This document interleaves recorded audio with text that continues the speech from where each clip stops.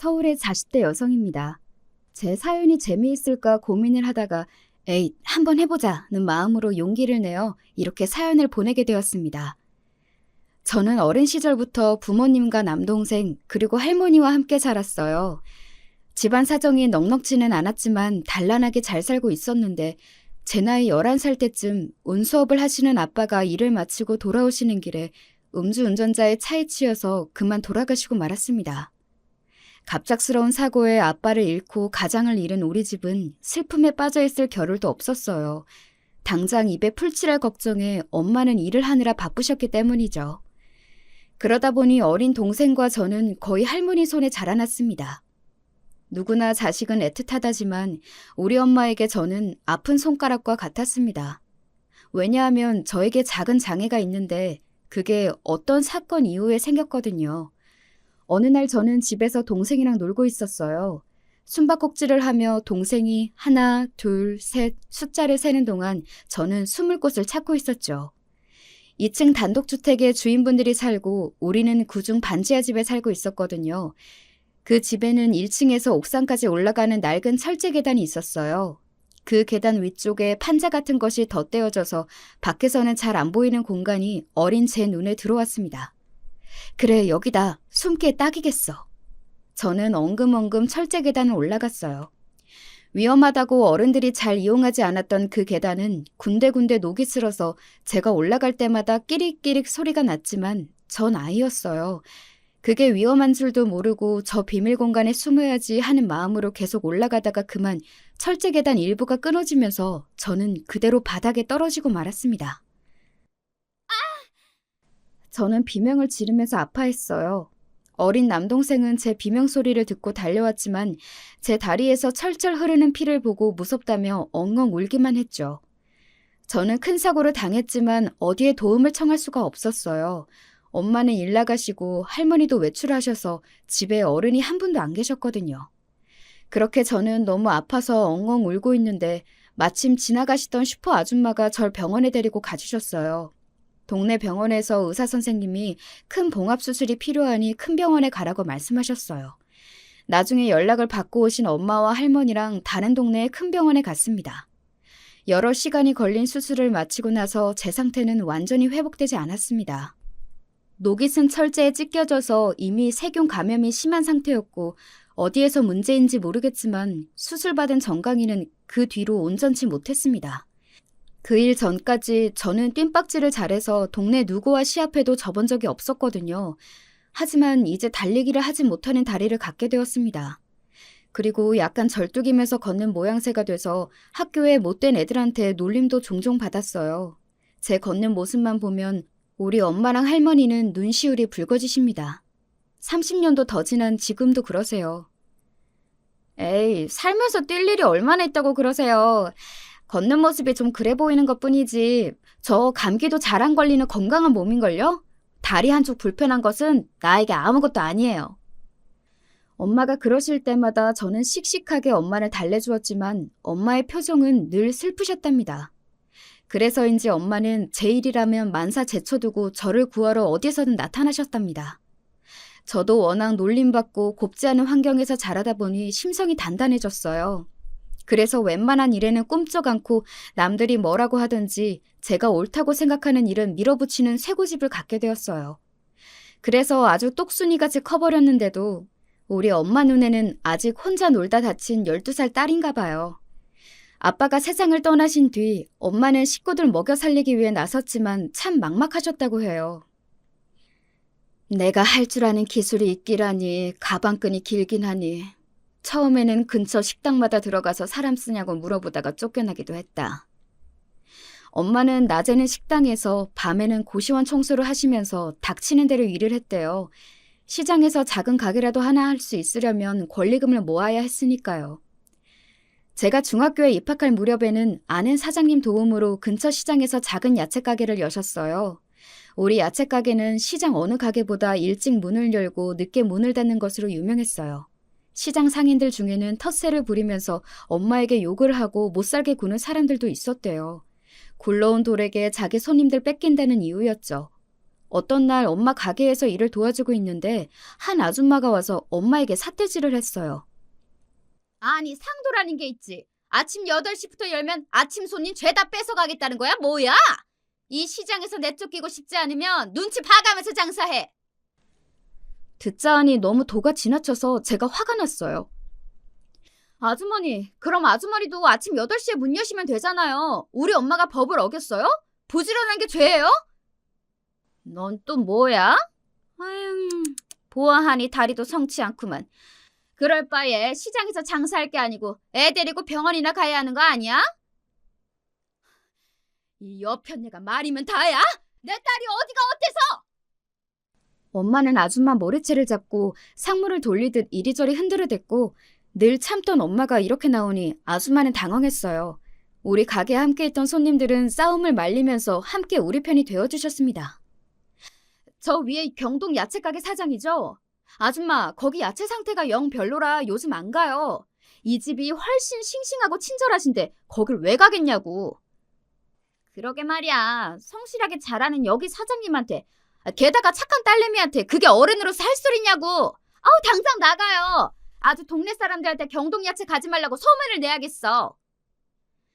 그 아줌마는 도망치듯 갔고 다시는 우리 가게에 와서 그런 짓거리를 하지 않았습니다. 그렇게 주변 상인들의 견제에도 엄마는 친절함과 성실성을 인정받아서 단골 손님이 많이 늘어나 장사가 잘 되었어요. 결국 제가 대학교에 갈 무렵에는 처음으로 우리 집을 사서 이사 갔습니다. 저는 아직도 그날의 기억이 생생해요. 우리는 워낙 세간살이가 많지 않아서 이사업체를 부를 필요도 없었어요. 이삿짐 나를 트럭과 기사 아저씨 한 분, 그리고 우리 가족이 모두 함께 이삿짐을 싸고 날랐죠. 할머니는 우리보다 먼저 그 집에 도착해서 온 집안이 번쩍번쩍 빛이 날 정도로 쓸고 닦고 계셨습니다. 이삿짐을 다 나르고 짜장면에 탕수육까지 시켜서 우리 식구는 호사를 누렸답니다. 와, 새 집에서 먹으니까 짜장면이 2배는 맛있는 것 같아. 우리 집 진짜 좋다. 탕수육은 또 왜 이렇게 맛있는 거야? 앞으로 더 자주자주 시켜줄 테니까 많이 먹어 내 새끼들. 미안하구나. 엄마가 그동안 이런 음식도 많이 못 사주고. 아니 어머님, 왜 이렇게 드시질 못하세요? 입에 안 맞으세요? 아니다. 너무 맛있고 입에 맞는구나. 그저 이 깨끗한 바닥에 뭐 흘릴까 봐서 조심조심 먹고 있는 게야. 어머마, 남편도 없이 이렇게 좋은 집까지 사서 나도 모셔주고. 정말이지 내가 여한이 없어. 참 고맙구나. 밥을 먹다 말고 할머니부터 엄마, 저와 동생까지 감동을 받아 훌쩍거리게 되었지요. 너무 행복하고 우리 가족이 다 자랑스럽고 힘들거나 우울할 때면 저는 그때의 기억을 꺼내보고 있어요. 아쉽지만 저는 중간 키보다 조금 작고 얼굴이 예쁘게 생긴 것도 아니고요. 그리고 머리가 좋지 못해서 공부를 잘하지도 못했습니다. 다만 끈기 하나는 있어서 밤을 새워가면서 그 누구보다 공부를 열심히 했지만 제 등수는 늘 반에서 중간보다 조금 잘하는 정도였어요. 공부량은 전교 1등 못지 않은 것 같은데 말이에요. 제가 공부에 소질이 없다는 것은 이미 중학교에 들어가서부터 알고 있었지만 대학교에 갈 때까지 정말 열심히 매달렸습니다. 저는 노래를 잘 부르거나 그림을 잘 그린다거나 어디 하나 특출난 구석이 없는 아이였으니까요. 그렇게 엉덩이 붙이고 밤낮 없이 공부를 하니까 그래도 서울 안에 있는 국립대에 입학할 수 있었습니다. 좀 더 좋은 대학교에 갈 성적은 되었지만 학비를 아끼고 싶어서 꼭 국립대에 가고 싶었거든요. 평범한 저에게도 누구보다 잘하는 재주 하나가 있습니다. 그건 알뜰하다는 것이에요. 절약하고 사시는 우리 할머니나 엄마도 혀를 내두를 정도로 저는 참 알뜰한 소비로 어른들 칭찬을 받고 살았습니다. 엄마 가게에서 일을 도와드리면 일한 수고값이라며 1,000원짜리 몇 장을 주시곤 했어요. 내 동생은 그 돈을 들고 곧장 시장에 있는 분식집이나 호떡가게로 직행했어요. 하지만 전 늘 그 돈을 소중히 접어서 가져와서는 다음날 은행에 저금했습니다. 무려 10살 때부터 전 제 이름으로 된 통장이 있었거든요. 제가 엄마를 졸라서 처음 만든 뒤로 여러 차례 들리니까 그 은행에서 저는 누구보다 환영받는 고객이 되었습니다. 귀엽고 기특하다면서 지점장님은 명절에는 학용품도 선물해 주시고 은행 직원 언니, 오빠들이 마시는 요구르트나 사탕도 챙겨주시고 그랬어요. 다른 애들이 놀이터 가는 대신 저는 은행이 놀이터였던 셈이죠. 사춘기를 넘어서는 적금이나 대출 등 은행 상품에 대한 공부까지 은행에서 다 배웠기 때문에 또래에 비해서 경제관념이나 지식이 뛰어났습니다. 성인이 되자마자 주택청약저축을 가입했었고 늘 고이율의 적금, 예금, 나중에는 펀드 등 파생상품 등 은행 직원들이 좋은 것을 추천해 주셨기 때문에 돈을 잘 불릴 수 있었어요. 그래서인지 오늘 이날까지 남들이 다 하는 주식이나 가상화폐 등 위험한 투자는 절대 하지 않아요. 우리 집은 엄마가 장사를 하시니까 남들만큼 여행을 가거나 나들이를 가지는 않았어요. 그래도 저는 그것이 불만이었던 적은 없어요. 우리 가족은 날이 좋을 때 관악산에 등산을 가고 여름 열대야로 무더위가 기승을 부릴 때는 한강변에 돗자리 펴놓고 시원하게 놀았거든요. 나가더라도 가급적 외식을 안 했고 늘 집에서 주먹밥, 김밥, 그리고 과일 등을 도시락 싸서 까먹고 옵니다. 사실 여러분도 아시겠지만 등산로나 공원 등 밖에서 사 먹는 음식은 더럽게 비싸잖아요? 게다가 관광지 음식은 맛도 없고 정성도 없어서 정말 별로예요. 우리 식구는 밥 외에는 가끔 과일 정도만 먹을 뿐 음료수나 과자도 안 먹고 간식도 안 좋아해서 몸도 건강하고 돈도 아낄 수 있어서 참 좋았습니다. 다만 동생은 식성이 달라서 자기 용돈으로 나가서 떡볶이나 과자 등을 가끔 사 먹고는 했지만요. 그리고 저는 세상에서 옷과 신발값이 가장 아까워요. 사실 그런 것들은 허세 중에 하나라고 생각하는 사람입니다. 학교 교복이나 회사에서 입는 유니폼이 얼마나 고마운지 모르겠어요. 단정하고 예쁘지 이런저런 옷 살 필요 없고 아침마다 옷 고를 고민 안 해도 되니까요. 처음 회사 다니면서 유니폼이 너무 좋아서 가끔 모임이나 친구들을 만나러 갈 때 유니폼을 입었더니만 다들 지질이 궁상이다라며 말리더라고요. 그 말에 동의한 것은 아니지만 사회에서 적절한 때에 입는 옷은 필요하다고 깨닫고 그 뒤로는 그런 일은 자제하고 있어요. 그래서 1년에 2번 정도 쇼핑하는 날을 정해서 엄마랑 할머니랑 다녀오고는 합니다. 질 좋은 옷도 시즌만 잘 잡으면 아울렛이나 매장에서 싸게 살 수 있더라고요. 아무래도 최신 유행하는 옷은 못 입지만 무난한 디자인으로 입으면 아무 문제 없다고 생각합니다. 이렇게 알뜰하기로는 둘째라며 서러운 저도 저보다 더한 짠순이를 만난 적이 있어요. 회사에 다닐 때 진짜 짠순이 한 명 있었어요. 예를 들어 다 같이 식당에 가서 3,500원짜리 밥을 사 먹으면 나 돈 10,000원짜리 깨기 아깝다. 3,000원에서 딱 500원만 있으면 되는데 누구 500원만 빌려줄 사람? 매번 이런 식으로 작은 금액을 주변에서 빌리고 제대로 갚지를 않았습니다. 한 번은 사람들 사이에 불만이 터져 불만 많은 최대리가 총대 메고 직접 물었어요. 너 진짜 왜 그러는 거냐? 내가 왜요? 같이 일하는 사이에 이런 작은 돈은 빌려줄 수 있는 거 아닌가요? 이 돈 안 갚는다고 크게 잘못될 것은 없잖아요? 이렇게 자기 돈만 아깝다 하고 남의 돈 소중한 줄은 모르니 점점 사람들이 얘를 멀리하더라고요. 그런데 이 짠순이 직원이 어떻게 되었는지 아세요? 대기업 다니고 강남에 집이 있는 부자 남자친구 생겼다면서 회사에 자랑을 늘어놓고 다녔었는데 글쎄 알고 보니 그 남자친구는 사기꾼이었고 그 남자한테 빌려준 돈이 4천만 원이 넘는다며 맨날 울고 눈이 퉁퉁 부어서 회사에 다니더래요. 남들 욕먹어가면서 돈 그렇게 모아둔 돈을 엉뚱하게 다 날리고 주변에서는 그 직원을 위로해주기는커녕 아주 잘 되었다, 속 시원하다며 고소했으니 참 돈은 진짜 잘 써야 한다고 그 직원을 통해 배웠습니다. 제 경우에는 제 것도 아끼지만 공공 물품도 매우 아낍니다. 집이든 회사이든 제가 있는 공간이 어디이든 전기가 낭비되고 있으면 가서 끄고 물이 새면 잠그고 다닙니다. 은행이나 가게에 무료로 비치된 서비스 음료나 사탕이 있어도 딱 저와 제 일행수에 맞춰서 챙깁니다. 또 저는 주변 분들에게 쓰는 경조비는 아끼지 않고 상식선에서 하는 편입니다. 그런 돈은 인색해봐야 좋을 것 없다는 것을 바로 위의 경험에서 느꼈기 때문이죠. 알뜰한 저희 할머니나 엄마도 축의금, 특히 조의금만큼은 주변 못지않게 내십니다. 그러면 받으시는 분들이 놀라세요. 그렇게 아끼시는 사람이 조의금을 왜 이렇게 많이 주셨나면서 더욱 고마워하시지요. 그러니까 구독자 여러분께 저 현명한 짠순이라고 자랑해도 되는 거 맞죠? 이만큼이나 짠순이인 저에게 데이트 비용도 참 아까운 것이더라고요. 아무리 남자가 더 돈을 쓴다고 해도 어떻게 얻어먹기만 하나요? 남자가 인당 10,000원쯤 하는 비싼 밥을 사주면 저도 그 다음에 커피나 디저트 같은 것을 또 비슷한 수준에 맞춰서 사줘야 하잖아요. 영화 관람료에 팝콘에 밥값에 찹값까지 하루에 쓰는 돈이 5만 원을 훌쩍 넘게 되더라고요. 제 돈만이 아니라 남자친구 돈도 아껴볼 생각에 저는 공원, 등산, 무료 박물관 이런 데이트를 제안하고는 했습니다. 그리고 외식 대신 제가 싸온 도시락과 보온병에 커피를 담아오니까 전 그런 제 자신이 뿌듯했거든요. 하지만 만나던 남자친구들은 제가 재미없대요. 처음에는 알뜰하고 사상이 바르다라고 반기더니 나중에는 이렇게 노는 게 지겹다. 너는 20대 아가씨가 어떻게 된 게 우리 엄마보다 더 궁상이냐?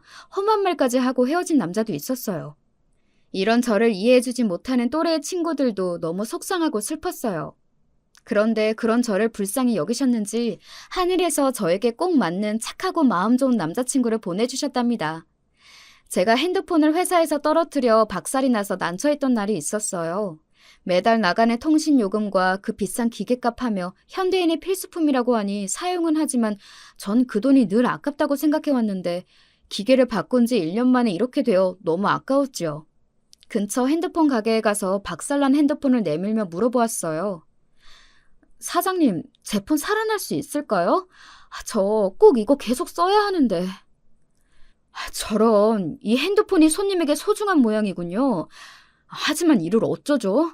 액정도 교체해야 하고 자판도 망가져서 수리비가 더 나올 텐데. 안 돼요. 저 이 기계 산 지 1년밖에 안 되었단 말이에요. 작년에 바꿀 때도 피눈물 흘리면서 산 건데 어떻게 안 될까요? 그럼 이 방법은 어떨까요? 제가 고객님의 돈이 낭비되지 않고 새로운 핸드폰을 마련할 수 있도록 방법을 찾아볼게요. 1년이 지나셨다면 번호 이동이 가능할 것도 같은데. 네. 저 작년 4월에 샀으니까 지금 15개월 되었어요. 진짜로 그런 방법이 있을까요? 저는 제발 해결해달라며 눈을 반짝이면서 사장님을 쳐다봤어요. 그렇게 쳐다보니 사장님은 의외로 제 또래의 젊은 남자였습니다. 사장님은 컴퓨터를 사용해서 무언가를 찾고 하더니 저에게 음료수를 들고 와서 내주었습니다. 몇 분 뒤에 통신사에서 연락이 올 거예요. 통신사만 바꾸면 쓰시던 번호 그대로 핸드폰 기계는 거의 공짜로 바꿔드릴 수 있을 것 같습니다. 이제 만족하세요? 처음 가게에 들어올 때는 다급해 보였는데 이제 표정이 확 밝아지셨네요. 네, 사장님이 구세주세요. 저는 나름 알뜰하다고 살면서도 핸드폰 기계를 공짜로 사는 법은 미처 몰랐네요.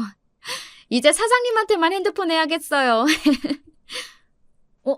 그러고 보니 여기 근처에 대광상사 직원인가 봐요. 저 거기에 단골 손님 많은데 앞으로도 지나가다가 커피나 음료 마시러 들려주세요. 진짜요? 제가 집에 갈 때 타는 버스 정류장이 이 근처라 매일 지나다니기는 해요. 저 진짜 자주 놀러 와도 되는 거죠? 그럼요. 저 빈말 안 하는 남자입니다.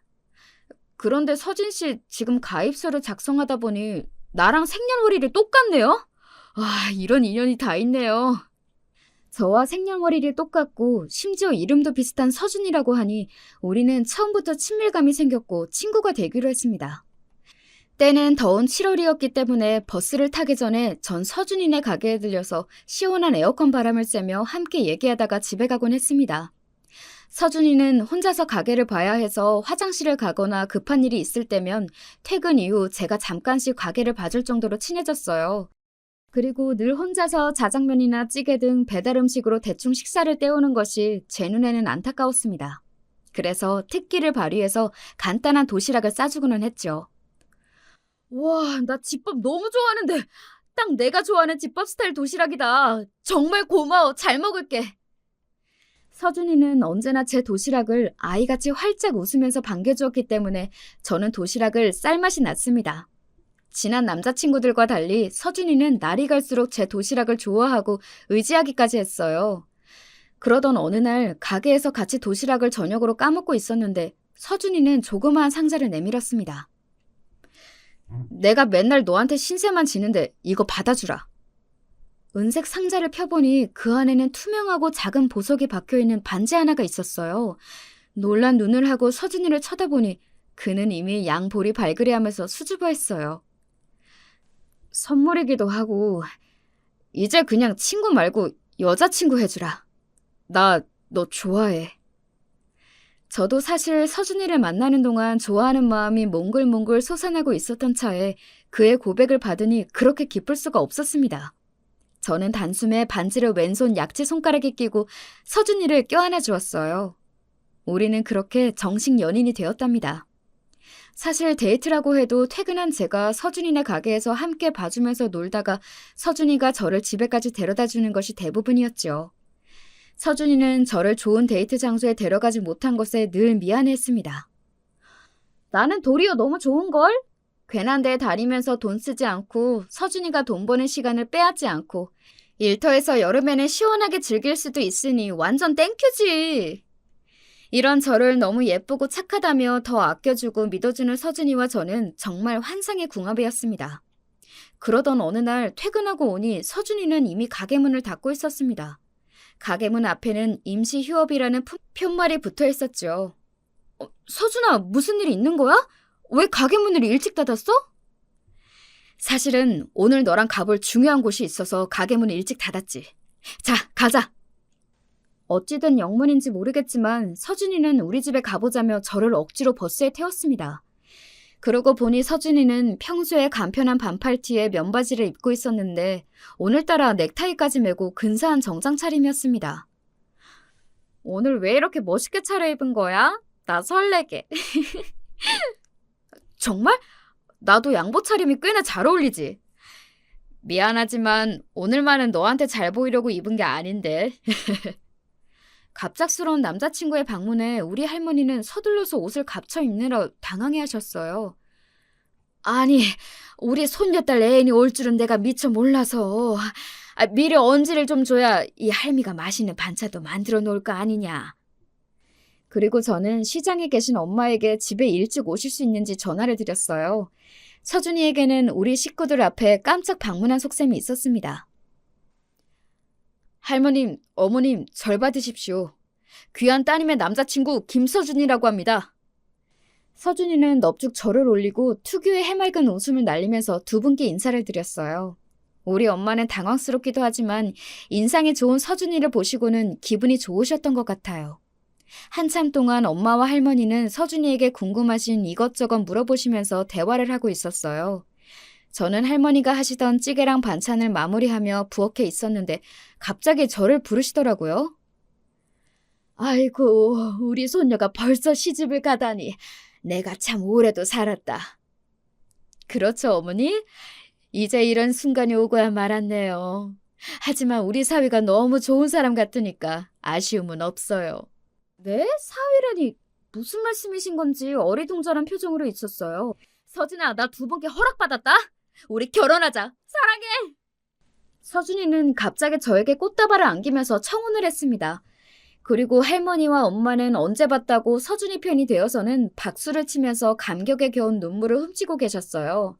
세상에나 여자친구에게 청혼하기도 전에 가족들에게 먼저 결혼 허락을 받는다니 너무 이상하지 않아요? 우리 남편이 그런 사람이에요. 사람이 그렇게 착하고 해맑을 수가 없어요. 저에게 우리 할머니, 엄마가 얼마나 중요한 분들인지 서준이는 알고 있던 겁니다. 만약 제가 좋아하는 남자를 두 분이 반대하신다면 저는 결혼하지 않을 것 같아요. 오늘 드디어 결혼 허락을 받았다! 제가 청혼을 받아들이겠다고 하자 서준이는 이렇게 크게 웃으며 기뻐했어요. 그럼 이제 서준 씨 부모님께 가서 결혼 인사를 드려야겠다. 그럴 필요 없이 바로 상견례 날을 잡자. 지난번에 너가 우리 가게에 있을 때 부모님이 갑자기 찾아오셔서 인사드렸지? 그때 우리 부모님은 너가 참하고 마음에 드신다고 했으니 그걸로 된 거 아니겠어? 그래서 우리 할머니와 엄마 그리고 서준 씨 부모님을 모시고 상견례를 하게 되었습니다. 아가씨가 매일 우리 서준이 도시락을 싸다 준다고 들었어요.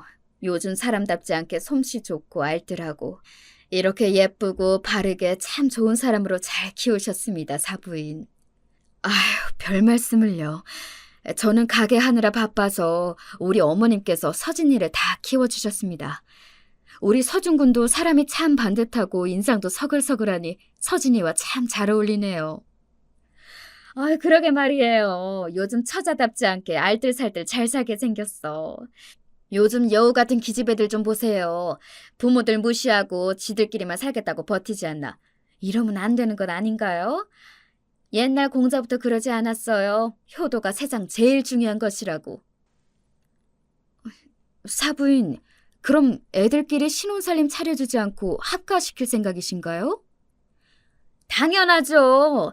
나는 우리 아들이랑 떨어져서 살아본 적이 없어요. 얘가 저 없이는 아무것도 못하는 칠칠한 얘랍니다. 우리 며느리도 제가 같이 살면서 예뻐하고 가르쳐 줄게요. 걱정 마시라니까요. 예비 시모를 뺀 거기 있는 사람들 모두 침묵을 지키다가 예비 시부가 분위기를 풀어보려고 했습니다. 이 사람이 좀 힘들게 아들을 가져서 키우다 보니 이렇게 마음이 앞선 모양입니다. 물론 아이들끼리 상의해서 합가를 할지 독립을 할지 정할 이야기지요. 그렇게 이런저런 다른 이야기를 하다가 예비 시모가 목이 마른데 종업원이 언제 오는 것이냐고 툴툴거리셨습니다. 제가 물 가져다 드릴게요, 어머님. 자리에서 일어나서 종업원에게 얘기하고 자리로 돌아오는데 이상한 것입니다. 예비 시모는 무슨 벌레라도 본 듯이 놀라고 불쾌하다는 눈초리로 저를 쳐다보고 있었습니다. 너 어디 다리라도 다쳤니? 걷는 모양새가 왜 그런디야? 제가 절뚝거리는 모습을 예비 시모는 처음 보고 알게 된 것인데 이 말에 우리 엄마의 표정은 당혹감과 불쾌함으로 힘들어 보이셨어요. 전 아무렇지 않다는 듯이 대답을 했어요. 제가 어릴 때 좀 장난꾸러기였어야 말이죠. 잘못 떨어져서 다리가 다쳤는데 사는 데는 아무 지장 없어요. 저도 제 다리가 좀 다르다는 걸 잊고 살 정도로요. 아니, 그게 그냥 좀 다른 문제가 아니지. 설마하니 장애가 유전된다거나 그런 것은 아니겠지? 엄마, 지금 장모님이랑 할머님도 계신데 말씀 조심해 주세요. 장애라뇨. 우리 서진이 말 그대로예요. 누구보다 건강하고 잘 지내고 있으니까 괜한 걱정 마시라니까요.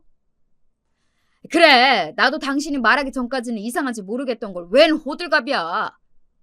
가족들로부터 타박을 받은 예비 시모는 그때서야 자기 말실수를 깨달았는지 아니, 나도 괜찮단다. 그냥 궁금해서 물어봤어. 궁금해서. 상견례 자리를 마치고 집에 돌아와서 할머니와 엄마의 얼굴은 어두워 보이셨습니다. 그리고 자기 전 저를 안방에 불러서 말씀하셨어요. 너의 시모 될 분이 보통 분 같지 않아 보이더라. 꼭 시부모님을 모시고 살아야겠니? 다시 한번 생각해봐라. 엄마, 저도 그렇긴 한데요. 사실 지금은 우리가 모은 돈이 부족해요. 그렇다고 덜커덩 월세집에 가서 매달 몇십만 원씩 나간다고 생각해보세요. 그것만큼 아까운 돈이 또 어디에 있겠어요? 우리가 시부모님 댁에서 살면 그만큼 절약할 수 있으니까 얼른 돈 모아서 집 사면 그때 분가할게요. 나는 네 다리를 보자마자 대놓고 인상을 찌푸리던 사돈만 생각하면 이 결혼도 말리고만 싶은데 니네가 살 집이 없어서 합가까지 해야 한다니 정말 마음이 너무 속상하구나. 내가 돈이 있었으면 니네 작은 집이라도 구해주는 건데. 엄마는 참 별 말씀을 다 하셔요. 엄마가 준 데도 안 받을 거거든요. 우리 부부가 스스로 마련한 집이어야 의미가 있죠. 엄마, 나 5년 안으로는 분가를 해보일 테니까 너무 걱정 마세요. 하지만 합가의 세월이 길어질 거라고 그때는 전혀 생각하지 못했어요. 결혼하고서 남편은 핸드폰 가게를 운영하고 저는 다니던 회사를 계속 다니면서 맞벌이로 돈을 벌 계획이었으니까요. 그리고 또 제가 누굽니까?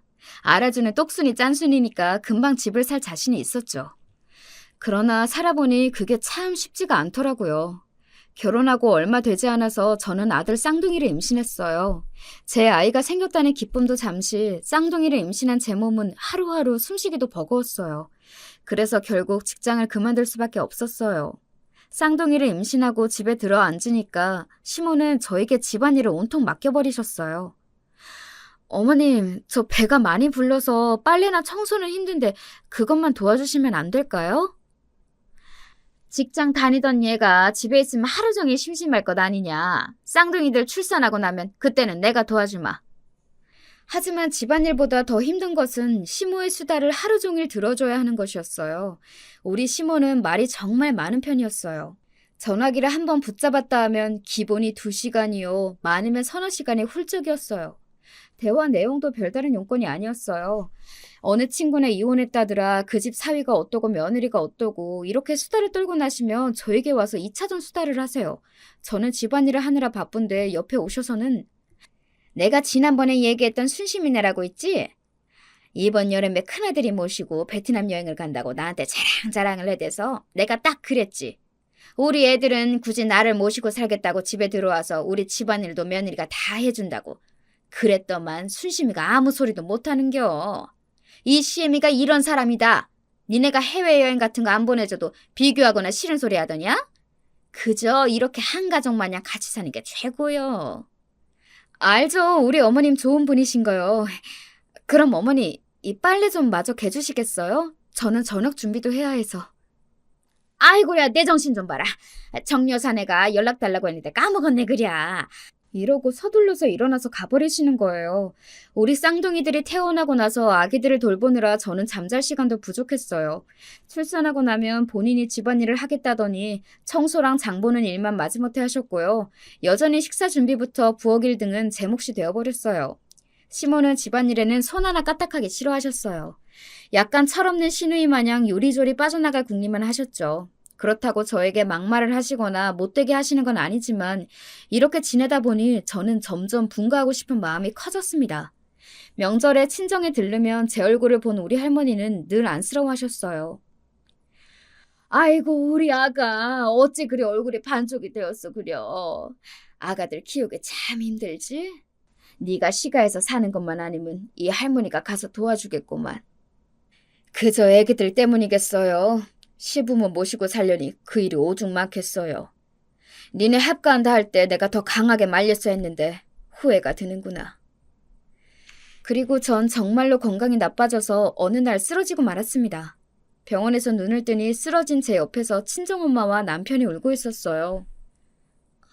여보, 나 어떻게 된 거야? 여보, 자기가 빈혈 수치가 안 좋고 과로로 쓰러졌다고 의사가 말하더라. 정말 미안해. 당신이 이렇게나 아픈데도 남편이라고 아무것도 모르고 살았으니 말이야. 이제 내가 당신을 많이 도와줄게. 남자 자식이 이런 일은 뭘 울기까지 하는 건 모르겠네. 바쁜 사업하는 아들이 무슨 집안일이야. 이 애미가 대한이 엄마 도와줄 테니 걱정 마라. 아니요, 사부인.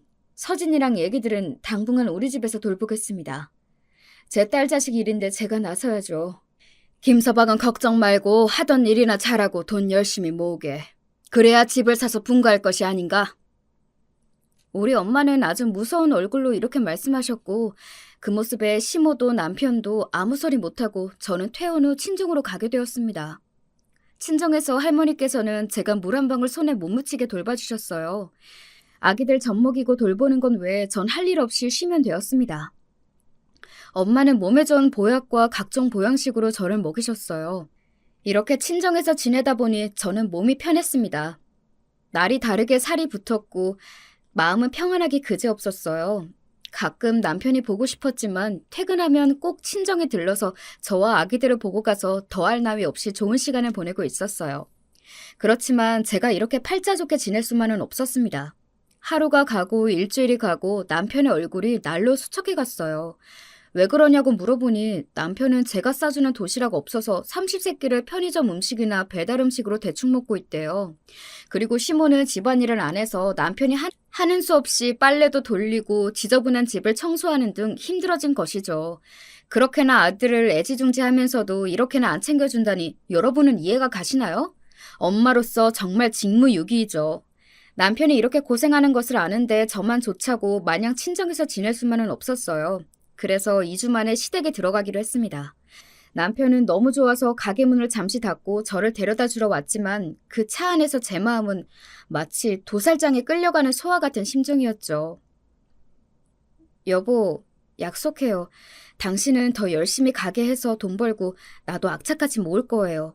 우리 집 마련하면 아무 미련 없이 분가하는 거예요. 알겠죠? 물론이지. 나 더 돈 열심히 벌어서 꼭 당신 좋은 아파트에 살게 해줄게. 좋은 아파트보다 우리 가족끼리만 함께 살아보고 싶어요. 저는 끝내 눈물이 나왔고 남편은 못난 남편이라 미안하다며 저를 달래주었습니다. 그렇게 시댁에 도착하자 시부모님이 저를 너무 반겨주셨어요. 그리고 시부가 엄격하게 말씀하셨습니다. 그간 우리 며느리가 몸 상하도록 고생한 걸 몰랐구나. 당신은 앞으로 나가서 노는 시간 줄이고 집안일은 다 당신이 하시오. 알겠소? 아이고, 알겠어요. 대한 엄마야, 내가 많이 해주마. 덕분에 한동안 전보다 시댁 집안일을 줄일 수 있었습니다. 그리고 우리 쌍둥이 대한이와 건우가 만 3살이 되자 어린이집에 보내게 되었습니다. 시모는 애초에 애들을 잘 봐주시는 분이 아니었고 저는 직장에 나가고 싶은 마음이 굴뚝이었기 때문에 어쩔 수 없이 아이들을 기관에 맡겼습니다. 다행히 애기들은 어린이집에서 친구들과 놀 수 있다면서 잘 적응했고 저는 어떤 회사에 취직해서 다니기 시작했습니다. 우리 남편은 천성이 유하고 착해서 남들도 좀 속이고 해야 하는 영업을 잘 못해요. 그래서 토요일에는 저도 남편 가게로 출근해서 손님들에게 사근거리면서 열심히 핸드폰을 팔아서 매출이 조금 늘었습니다. 이제 저는 짠순이 실력을 더욱 발휘해서 제 월급을 모두 적금으로 모아갔습니다. 아이들이 학교에 입학하기 전에는 분가하고 싶어서 열심히 아파트 청약도 신청했죠. 하지만 아파트 가격은 날로 높아지고 청약은 자꾸만 떨어졌습니다. 그렇지만 열심히 하는 사람은 그 누구도 막을 수가 없지 않겠어요? 결혼한 지 8년 만에 아파트 청약에 당첨된 것입니다. 그리고 입주할 때쯤이면 대출 7천만 원만 빼고 입주금 모두 마련될 만큼 악착같이 돈을 모았습니다. 아파트 청약 소식에 우리 가족은 모두 아주 기뻐해 주셨습니다. 너희들이 대단하구나. 그 어렵다는 아파트 청약도 되고 입주금까지 마련했다고? 그런데 돈 한 푼 보태주지 못한 이 애비가 미안하구나. 아버님, 그런 말씀 마셔요. 저희 함께 지내는 동안 잘해주셔서 정말 감사드려요. 아니, 그런데 대출을 7천만 원이나 들어야 한다는데 꼭 아파트에 들어가야겠니? 그건 팔고 여기서 계속 지내면. 엄마, 함께 10년 살았으면 오래됐어요. 요즘 어떤 여자가 시부모님 모시고 집안일 다 하면서 사나요? 우리 대한 엄마니까 이 정도 해낸 거예요. 그 이상 강요하면 저 진짜 못난 남편 되는 건데 그러실 거예요? 아들아, 너는 알지? 이 엄마가 어릴 때 찢어지게 가난해 불어서 아파트에 사는 것이 소원이었단다. 그러니 니네 집에 함께 살면 안 되겠나? 우리 집은 전세를 내주고 그 돈 너네 주면 대출도 안 받아도 되니 말이다. 아, 그런 방법이 있었네요. 그러면 우리도 대출 없이 지낼 수 있고 말이죠. 남편은 시모의 말씀에 수긍이 갔는지 저에게 좋은 방법 아니냐고 하더라고요. 그러는 남편이 정말 깜깜이 눈치의 마마보이만 같아서 미워 보였습니다. 저는 아무 대꾸도 하기 싫어져서 그만 방에서 나가버렸어요. 남편은 잠시 뒤에 제가 있는 방으로 들어왔어요. 여보, 내 생각은 안 해? 10년을 모시고 살았으면 나도 이제 우리만의 가정을 일구고 싶단 말이야. 학가하는 동안 어머님이 집안일 나 다 시키고 얼마나 힘들었으면 내가 관절염이 다 걸렸겠어. 이제 나이 40에 불과한데 말이야. 또 모시고 살라고 하면 같이 못 살아요. 당신이 선택해. 남편은 시모에게 합가하기 어렵다고 말씀을 잘 드렸으니 화풀나고 웃으며 저를 풀어주었어요. 그리고 2년 뒤에 드디어 우리는 분가를 하게 되었습니다. 그런데 이사 들어간 지 얼마 뒤에 어떤 트럭이 와서 우리 집에 이삿짐을 나르고 있는 거예요. 세상에, 시부모님의 짐이 우리 집으로 옮겨지고 있던 것입니다. 시모가 들어오자마자 저는 어찌된 일인지 여쭤보았어요. 내가 말하지 않았냐? 우리 집 전세 주고 그 돈 너네 줄 테니 같이 살자고 분명히 했는디. 나도 아파트 사는 게 소원이다야. 막무가내로 시모는 우리 집 방 한 칸에 기어코 자신들의 짐을 옮겼습니다. 깨끗하고 단정하던 우리 집에는 시부모님의 물건들이 잔뜩 들어와서 어수선해졌어요. 그 모습을 바라본 저는 정말 뚜껑이 열려버렸습니다. 이삿짐을 나르건 말건 간에 그대로 집을 나가서 친정집에 갔어요. 너무 분하고 억울해서 할머니를 잡고 하소연을 하는데 엄마가 잠깐 집에 들러서 제 사정을 알게 되셨어요. 이 여자가 좋게 말로 하니까 못 알아먹는구나. 이제 이 엄마가 모든 일을 맡겨라. 엄마가 알아서 하마. 너는 그저 아무것도 모르겠다고 가만히 있으면 된다. 알겠지? 우리 엄마는 정말 화가 머리끝까지 나셔서 어떤 계획을 품으신 것 같았어요. 다음 날이 되자 우리 집에 친정엄마랑 할머니가 박스 2개를 가지고 오셨습니다. 엄마? 연락도 없이 어쩐 일로? 이 박스가 다 뭐예요? 아니, 사부인, 여기에 어쩐 일로 오셨는가요? 사돈, 오래간만입니다. 우리 딸이랑 같이 사신다면서요? 나랑도 같이 사시지요? 이 말씀에 저는 놀랐지만 더욱 놀란 것은 시모였어요. 얘기 들으셨을란가 모르겠지만 이미 우리 내외가 이 집에 들어왔는디요? 아유, 걱정 붙들어 매세요. 사돈댁에 쓰시는 방 그대로 쓰시고 저는 여기 널따란 거실에 이불만 깔고 지내면 되죠. 저도 아파트에 사는 게 소원이었단 말입니다. 이런 제 맘 사부인도 이해하시죠? 그래서 약속을 깨고 여기 들어오신 거 아닙니까? 함께 잘 살아보시지요. 우리 엄마는 그 말씀을 끝으로 할머니와 싸우신 짐들을 우리 집에 하나하나 풀고 계셨어요. 저는 너무 놀랐지만 속으로 빙그레 웃었습니다. 우리 엄마를 본 시모는 얼굴이 하얘졌고 뭐라 대꾸하지도 못했으니까요. 이미 당신 자신이 우리 집에 막무가내로 들어왔으니 우리 엄마가 함께 사신데도 할 말이 없었던 모양입니다. 그 뒤로 이 기묘한 동거 생활이 시작되었습니다. 출근하기 전 아침 6시가 돼서 전 아침 식사 준비로 일어나려고 했습니다. 하지만 우리 친정엄마는 저보고 더 잘하면서 말리셨어요. 그리고 시모가 계신 방에 노크를 하면서 말씀하셨어요. 사부인, 일어나시지요. 아침 식사를 준비하셔야 하지 않겠습니까?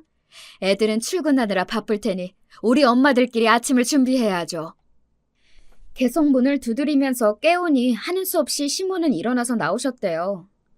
사부인은 시장 다니느라 그런가 본데 나는요 아침 일찍 못 일어나는 몸이라 아침 식사는 혼자 하시면 안 되겠습니까?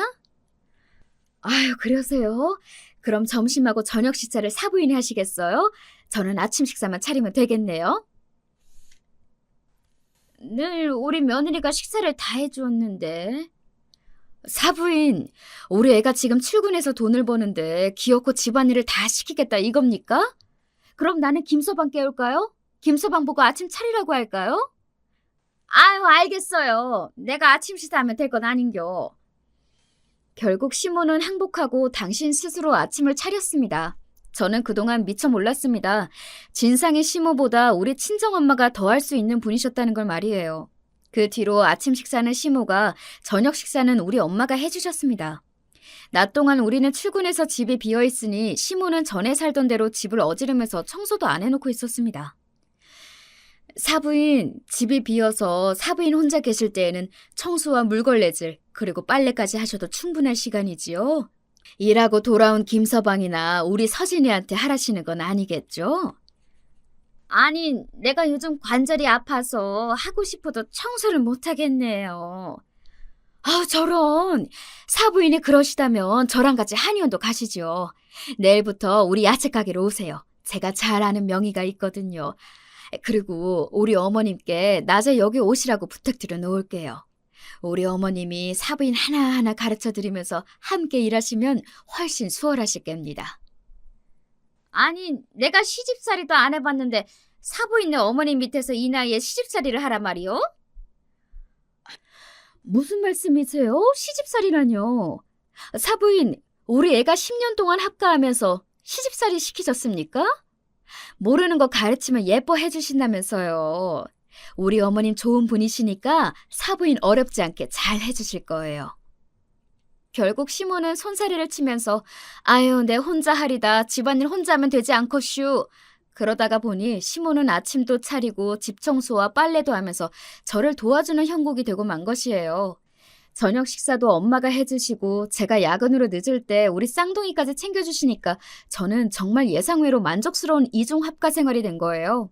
더욱 좋은 것은 우리 엄마가 시모를 이겨먹는 그 상황을 보는 것이 코미디 영화 보는 것보다 더 재밌더란 말입니다. 시트콤 저리 가라 할 만큼 재밌는 일이 바로 우리 집에서 일어나고 있었습니다. 퇴근하고 집에 들어와 인사를 드리니 시부는 눈이 붉게 부어오르셨고 시모는 그런 시부를 달래는 것인지 타박하는 것인지 아유, 내가 못 살아. 저 옆엔 얘가 결국 일을 버렸네 그려. 이 화장아, 그냥 싹 다 잊어불고 저녁은 먹어야 할 것 아니오요? 난 못해. 저녁 못 먹어. 어떻게 다시 얼굴을 보겠나 그래.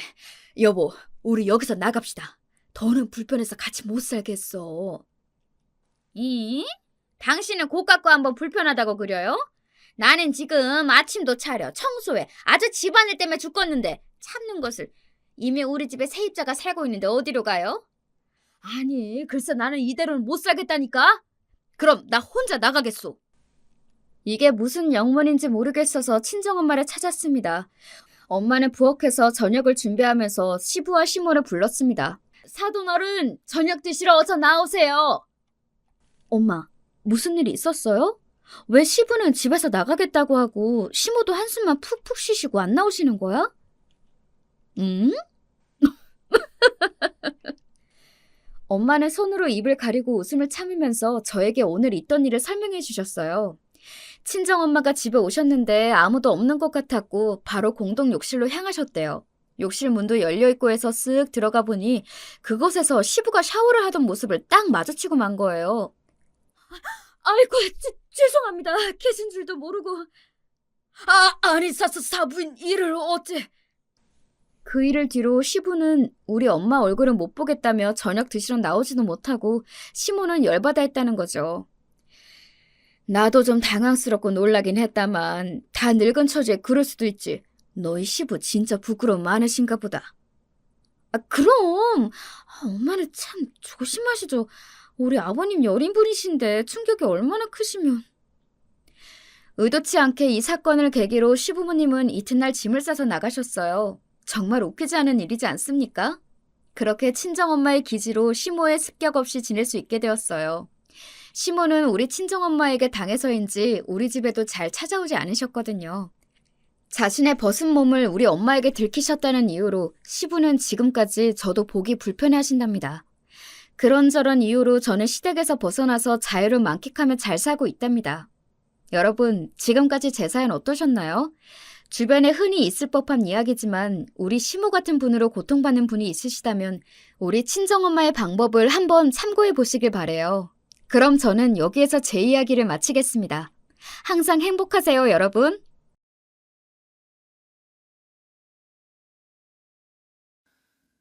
안녕하세요. 저는 요새 부쩍 더워진 날씨에 약속을 줄이고 유튜브로 사연을 빠지다나 실컷 듣는 일상을 보내고 있는 여자랍니다. 약속을 나가면 지인들과 이런저런 이야기를 많이 나누지만 정작 제 안에 진짜 얘기는 꺼내 보인 적이 드문 것 같아요. 부끄럽기도 민망하기도 한 저의 인생 이야기를 사연에 빠지다에 슬그머니 보내어봅니다. 저는 친정 부모님이 워낙 옛날부터 바쁘셔서요. 방치돼서 자라는 편이었어요. 제가 초등학교 5학년 때부터 두 분께서 본격적으로 같이 일에 뛰어드셨거든요. 원래는 친정아버지께선 직장 생활을 하고 계셨는데 안 좋은 일이 생기는 바람에 부당하게 그만두셔야 했습니다. 그 이후로 친정 엄마와 부부가 합심하여 사업을 해보시려고 이런저런 궁리에 들어가게 되셨던 거죠. 일찍이 친정 아버지께서 인망이 좋으셔서 나이나 사회 경력에 비해 인맥이 무척 탄탄하셨거든요. 그걸 미천 삼으신 것이었습니다. 저는 형제라고는 위로 언니 하나뿐이에요.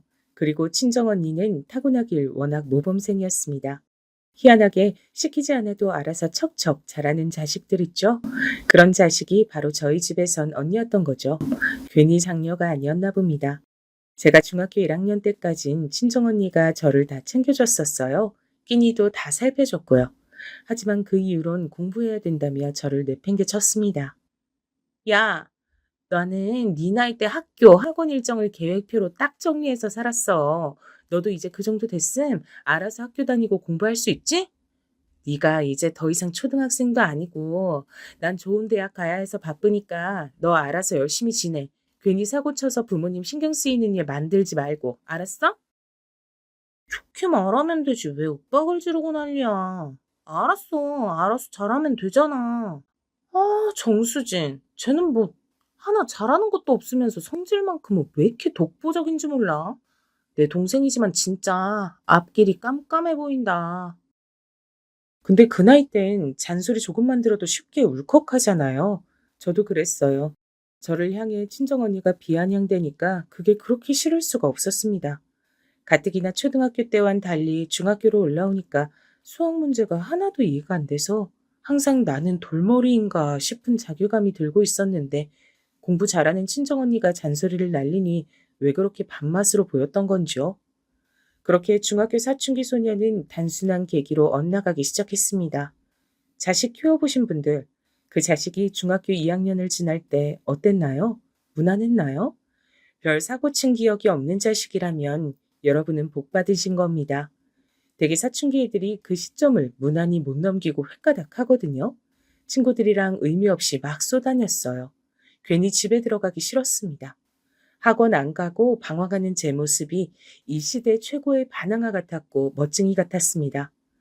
친정 언니는 숨막히는 고등학교 생활을 하면서도 학원과 독서실 생활까지 병행하던 괴물이었으니 제가 방황하며 쏘다니는 걸 알 길이 없었죠.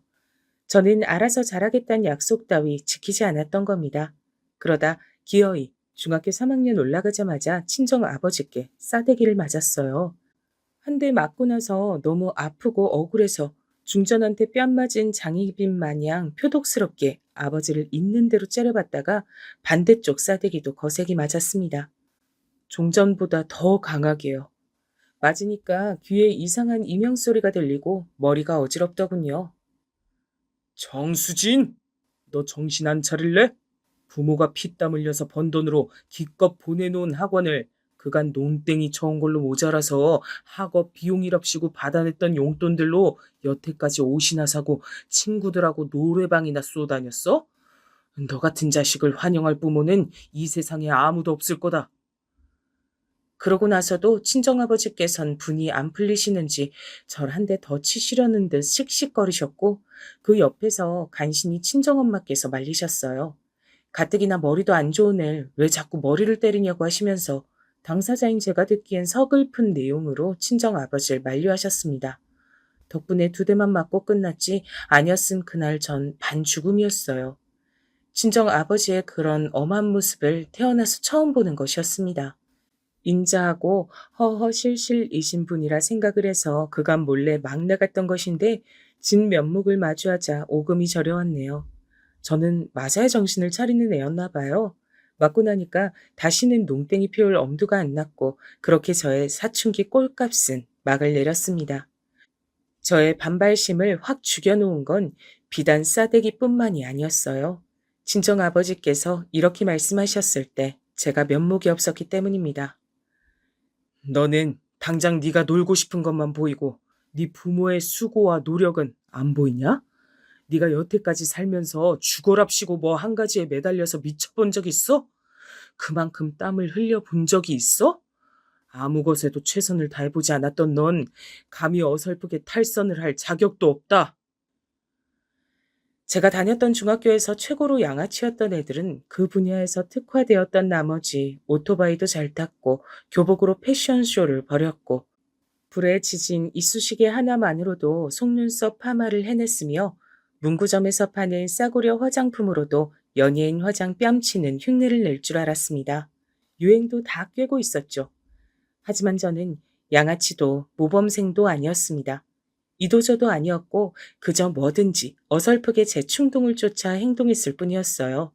그 사실을 객관적으로 자각하게 됐던 순간 너무 창피해졌습니다. 뺨을 맞았던 직후보다 얼굴이 더 뜨거워지더라고요. 사실 친가, 외가 모두 형편이 당시 좋지 못했습니다. 양가에 아무 손 벌릴 곳도 없건만 친정 부모님께선 묵묵하게 앞만 보며 노력해가고 계셨던 거예요. 아무것도 안 하다가 도태될 순 없다며 자꾸만 뭔가를 해보려고 하셨고요. 그런 친정 부모님의 모습을 제대로 알게 되자 저는 더 이상 철없는 생활을 이어갈 수가 없었습니다. 학원도 제대로 나가고 불필요한 용돈도 아예 안 받기로 했어요. 굳세게 마음먹은 뒤로 저는 한 가지 사실에 꽤 놀라고 말았어요. 단순히 열심히 하는 것도 힘들더라고요. 매일 꾸준히 자습 공부를 하는 것 자체가 벅찬 제 자신이 기가 막혔습니다. 책상 앞에 엉덩이 붙이고 앉아있는 것도 타고나야 할 수 있는 건가? 난 왜 자꾸 문제집 앞에서 생각이 자꾸만 딴 데로 튈까? 혹시 여러분 중에서도 저 같은 경험을 해보신 분이 계신가요? 마음 먹고 공부하려고 딱 자리에 앉았는데 눈에 글자는 전혀 안 들어오고 정신만 산만하고 앉아있는 것도 고역이셨던 분이요. 그러신 분이라면 저와 아마 동료이실 듯 하네요. 한동안 제가 스스로를 자책하면서 책상 앞에서 머리를 싸매고 있자 그 모습을 목격하신 친정엄마께선 애가 외탁을 했나 보다. 자기 외가 식구들 닮았나 보다. 속상해서 미치겠다며 아버지께 하소연을 하셨었고요. 그걸 듣고 저는 처음 깨달았었죠. 공부머리, 체질, 성격 같은 것도 죄다 유전이란 것을요. 친정언니는 처음부터 차분했고 조용히 공부하는 적성이었거든요. 공부하려고 시도해봤으나 여러 가지 요건 부족으로서 저는 아주 간신히 턱걸이로 걸쳐서 인문계 고등학교로 진학하는 게 최선이었습니다. 그리고 친정언니가 우리나라에서 최고로 손꼽히는 명문대에 다니는 걸 그저 부러워했죠. 친정 부모님께서 일군 작은 사업장은 번듯한 기업의 모양을 갖추기 시작했으며 그런 두 분께 친정언니는 가히 어디 내놓아도 자랑스러워할 만한 자식이었습니다. 저는 경기도에 위치한 그럭저럭 괜찮은 4년제 대학교에 진학하는 것으로 만족해야 했죠. 다니는 동안 장학금을 받는다는가 하는 일은 일절 없었고요. 그저 그런 성적으로 졸업했습니다. 친정언니가 명문대에서도 훌륭한 성적으로 졸업을 하고 혈혈단신으로 미국으로 2년 유학도 다녀오고 각종 자격증을 취득한 것과는 정반대였죠. 한참 성인이 되고 난 이후에도 친정언니가 저보다 월등하고 저에게 잔소리를 해대고 저는 여러모로 부족하며 잔소리를 듣는 입장이라는 건 변함이 없었습니다. 하지만 제가 딱 하나 친정언니를 앞선 부분이 있었으니 그건 다름 아닌 결혼이었답니다. 갑자기 웬 결혼이냐고요? 그럴 계기가 있었는데 저희 친정 부모님께서 회사를 운영 중이셨잖아요. 당연히 대학 나온 자식들이 부모님 회사에 들어가서 일을 시작하는 게 자연스러운 수순일 테고요. 하지만 저는 중학교 때 친정언니한테 잔소리 좀 몇 번 들었다고 심사가 뒤틀려서 반항기를 시작했던 시절의 잘못을 비슷하게 답습하고 말았습니다. 괜히 거기 들어가서 일을 하기가 싫은 거예요. 저와는 비교할 수 없을 정도로 훌륭한 재원인 친정언니가 거기 들어가 있으니까 저마저 그곳에 간다면 사람들이 언니보다 동생이 너무 떨어지네 라면서 말을 할 것이 분명했어요. 그게 너무 싫었습니다. 그리고 다른 이유도 있었는데 친정 부모님께서 힘겹게 이악 물고 세우신 회사에 저라는 오점을 남기는 게 죄송스러워서 그랬어요. 냉정하게 저는 친정 부모님의 회사에 득이 아니라 실일 것 같았거든요. 매사에 최선을 다하고 살아오신 친정 부모님의 소중한 결과물에 저처럼 어중간한 인력이 들어가서 좋은 평균치를 떨어뜨리고 싶지 않았습니다. 이런저런 핑계를 대며 저는 작은 사무실에 취업해서 저의 첫 사회생활을 시작했었죠. 그런데 혹시 규모가 작은 사무실에서 일을 해보신 분이라면 알겠지만 그런 곳은 비밀이 없습니다. 동네 사랑방이 따로 없어요. 게다가 저 같은 미혼의 젊은 여자애가 신입으로 들어온다? 그럼 무조건 고참 기혼 여성들의 표적이 됩니다. 저는 입사하고 나서 정확히 이틀 후부터 왜 연애 안 하냐, 왜 결혼 안 하냐, 이런 소리를 귀 따갑게 들었습니다. 기혼자 상사분께서 소개팅을 주선해 주셨을 때 멍청하게 고개를 끄덕이고 말았죠. 애석하게도 저는 상사분께서 직접 주선해 주신 분과 소개팅을 거절하지를 못했고요. 자리에 나갔다가 그대로 코가 깨고 말았습니다. 상대는 꽤 잘 사는 집 자제였어요. 그때도 언뜻 들은 부분이었지만 옛날에 헐값에 사두었던 부동산이 그야말로 수지를 맞아서 집안에 돈이 좀 생긴 경우였다고 합니다. 제가 집이 좀 산다고 하니까 상사분이 그런 집의 남자를 얼른 저한테 붙여주셨던 거죠. 그 남자는 전문대를 나와서 아주 그저 그런 중소기업을 다니고 있었어요. 하지만 집안 사정이 여유로우니까 신수는 훤했습니다. 그런데 정말 대박이었던 게 뭔 줄 아시나요? 제가 그 남자와 초면이 아니었던 겁니다. 어딘가 익숙하다 싶었더니 제가 중학교 시절에 어설프게 방황하며 시간 낭비를 하고 있던 때 그때 노래방과 오락실 등지에서 몇 번 마주쳤던 사람이었어요. 양아치 놈들이 집 앞에 있기로 유명한 공고의 교복을 입고 있었고 명찰의 이름이 굉장히 특이해서 친구들과 봐두었던 기억이 선연했습니다. 그 남자와 사귀게 됐어요. 거의 운명이라고 여겼으니까요. 완전히 빠져들어서 금세 진지한 감정이 됐고 어느새 결혼까지 하게 됐던 거예요. 사실 제가 친정 식구들은 한 목소리로 반대를 했지만요. 어쩔 수 없이 제 결혼을 시켜주었던 건 정말 부끄럽게도 제가 임신을 했었기 때문입니다. 남편과 저의 인연을 이어준 그 상사분에게 비싼 가방 하나라는 사례까지 하고 난 뒤 얼마 후 퇴사를 했었고 저는 태교를 하며 지냈죠. 근데 몇 주 뒤 병원에 정기검진차 가봤다가 안 좋은 소견을 들었어요. 유산 가능성이 있단 것이었죠. 청천벽력이었고 그 후로 열심히 관리를 해봤지만 끝낸 유산 판정을 받았습니다.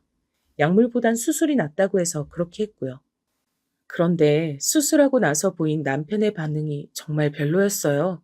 저한테 왜 그렇게 우울해하냐면서 이미 벌어진 일은 어쩔 수 없는 건데 죽상 좀 하지 말란 식으로 말을 하더군요. 보는 사람까지 같이 우울해지는 것 같다면서 저한테 표정 관리를 하라고 했습니다.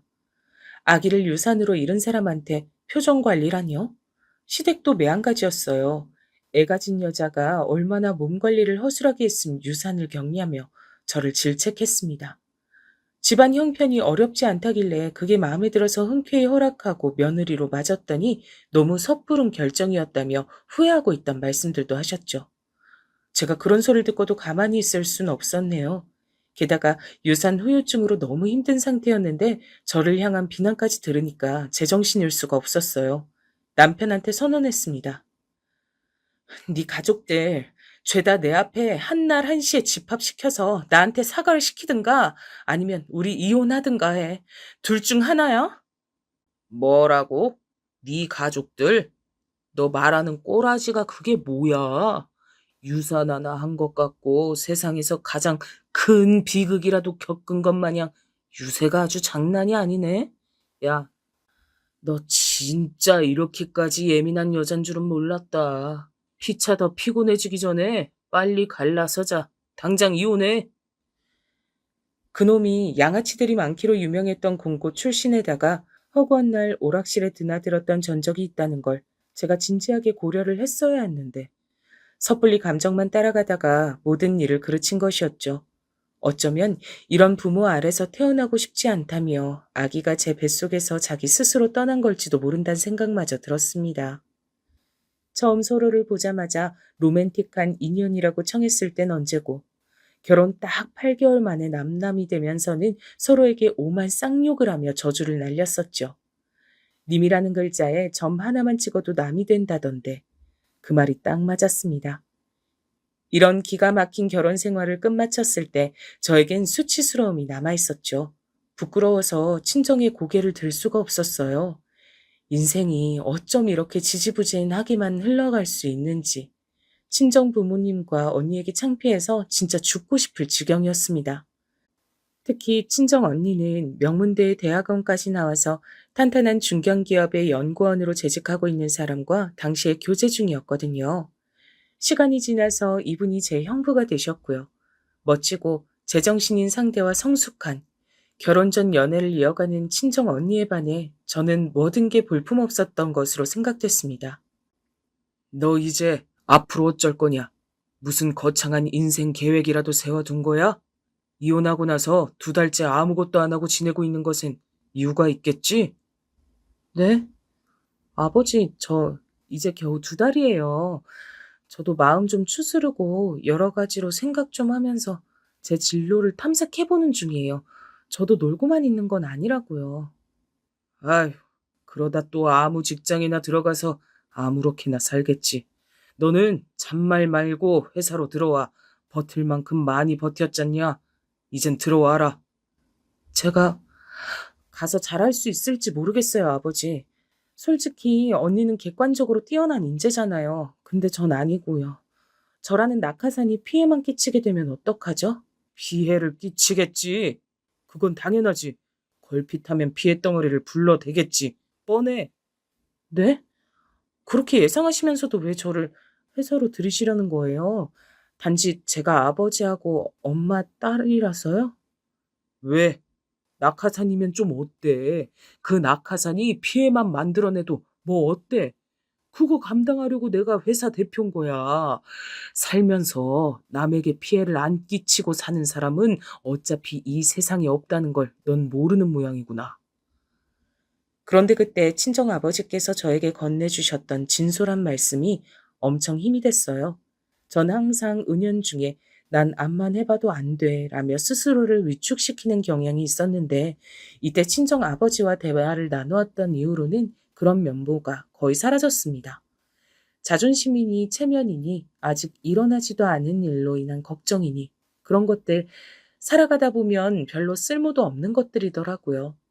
친정 부모님의 회사로 들어가 말단 중에 말단으로 일을 시작했습니다. 초반 몇 달은 적응하느라 아무 정신도 없었던 듯 싶어요.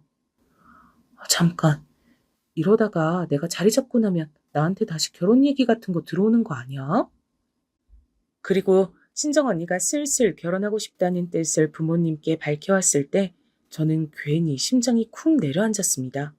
섣불리 했다가 제대로 망했던 결혼 경험 때문에 저는 다시 결혼이라는 걸 하고 싶지가 않았어요.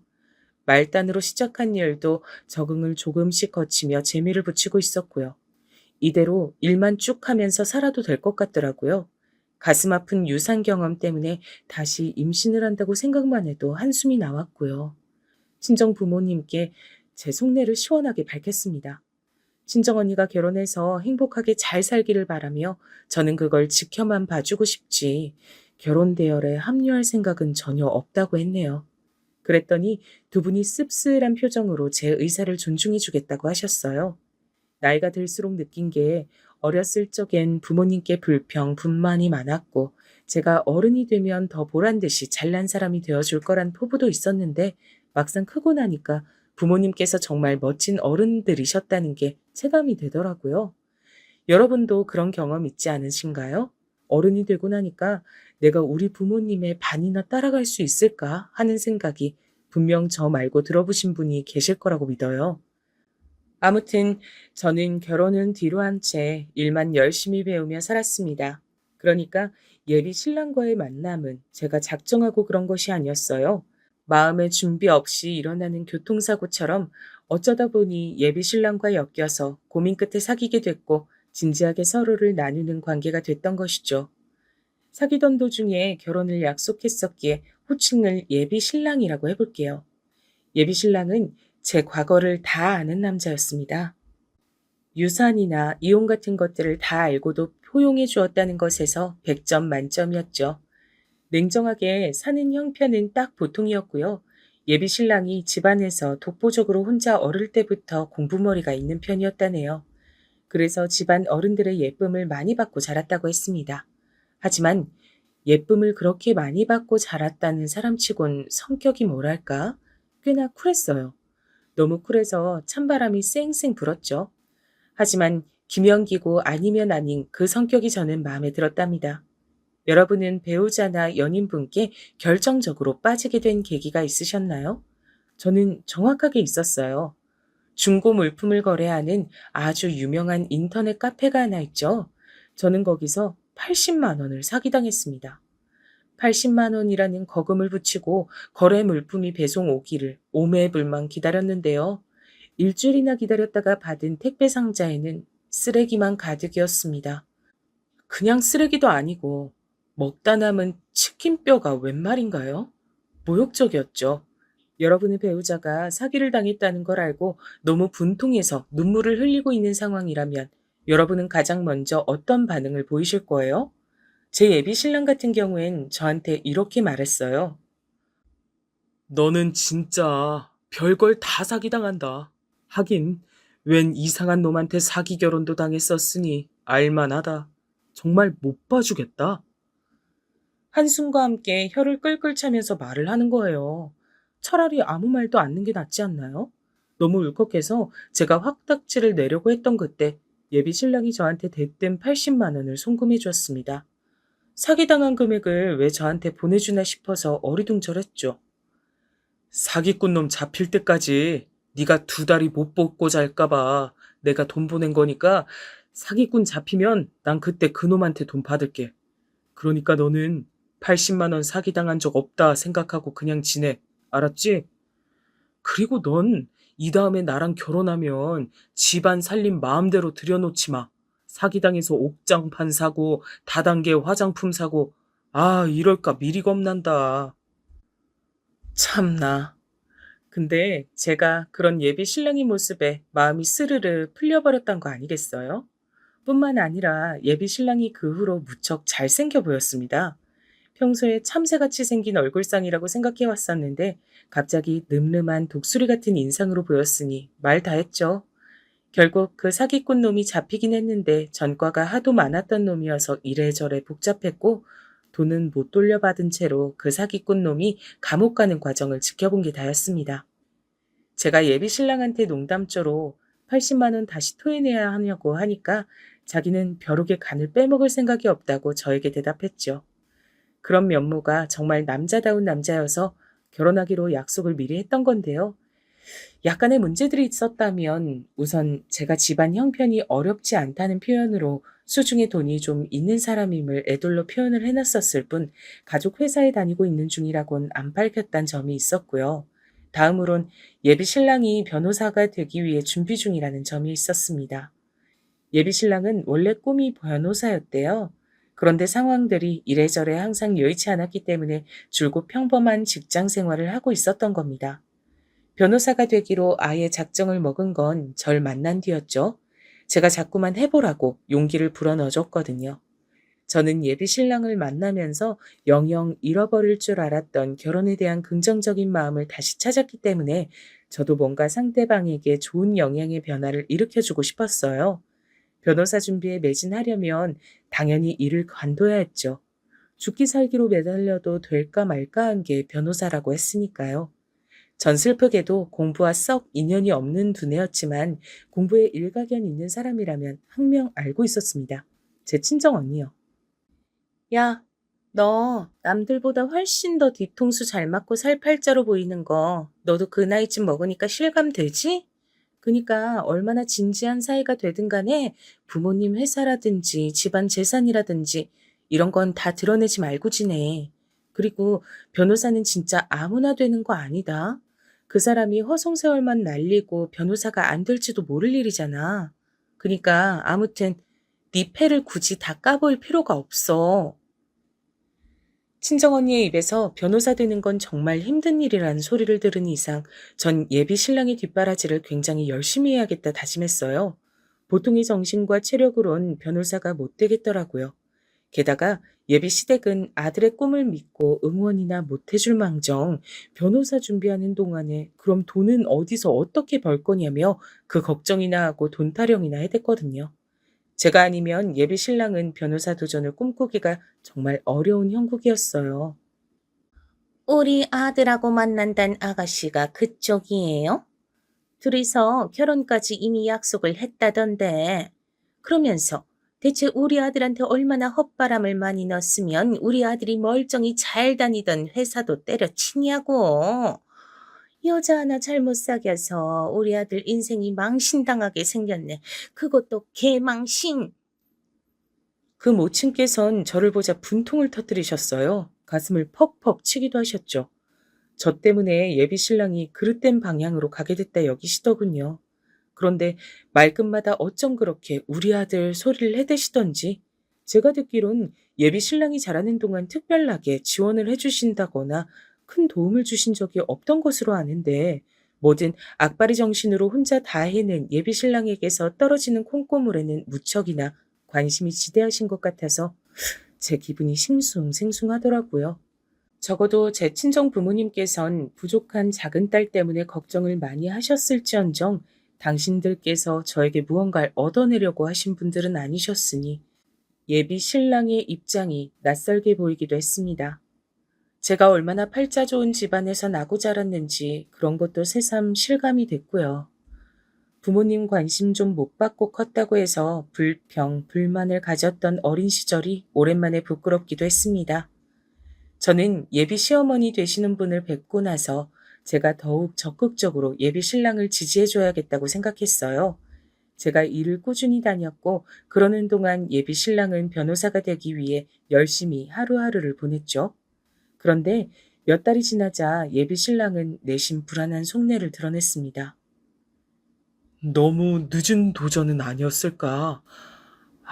진작 이렇게 했어야 했는데 이제 와서 내가 헛물만 켜고 있는 건 아닐까 싶다.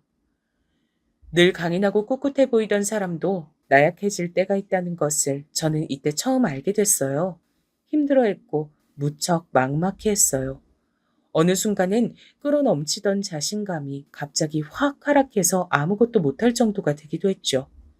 예비 신랑은 20살 나이부터 자취를 해왔고 워낙 독립적인 성격의 사람이었습니다.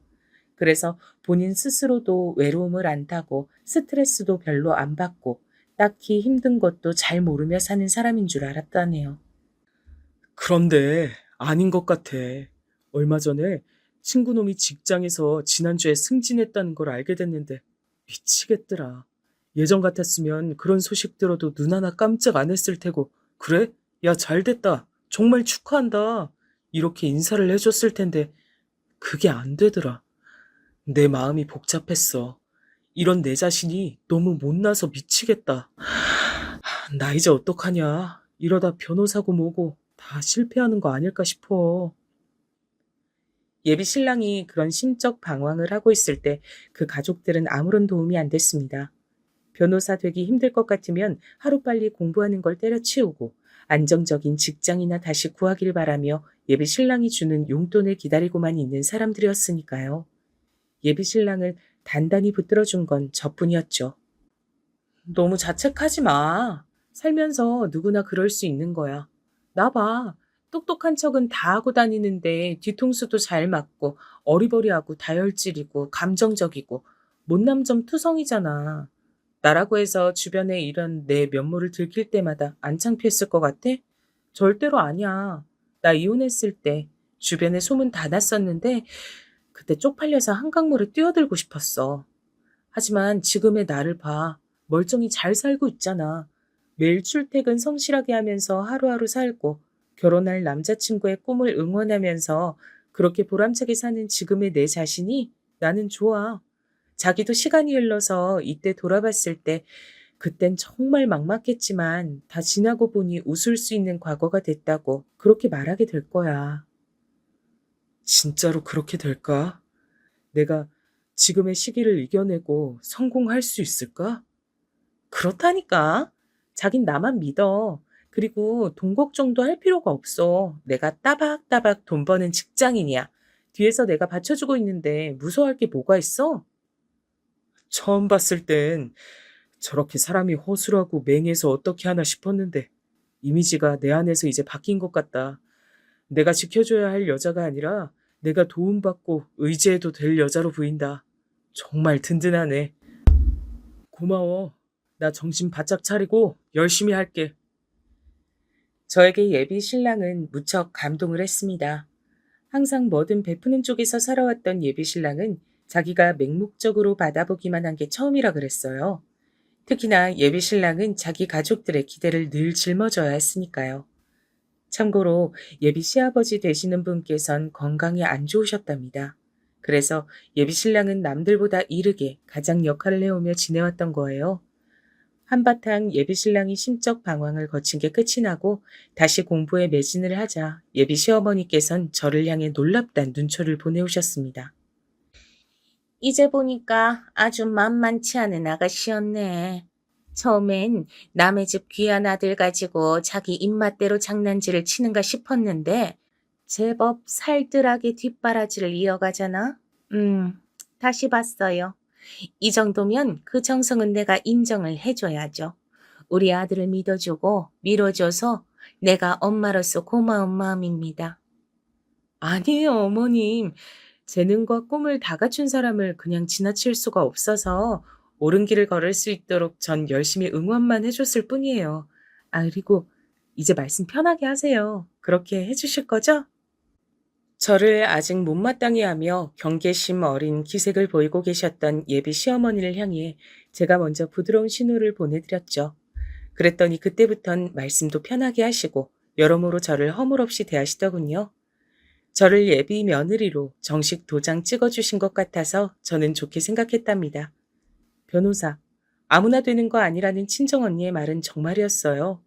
쉽게 되리라곤 당연히 예상하진 않았지만 예비 신랑이 딱 봐도 보통 내기의 인물은 아니었기에 어찌 되든 되긴 할 거라고 믿었는데 만만치 않더라고요.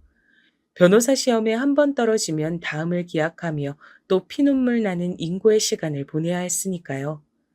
주변 사람들을 초조하게 만들고 당사자의 애간장을 다 태우는 시험이었습니다.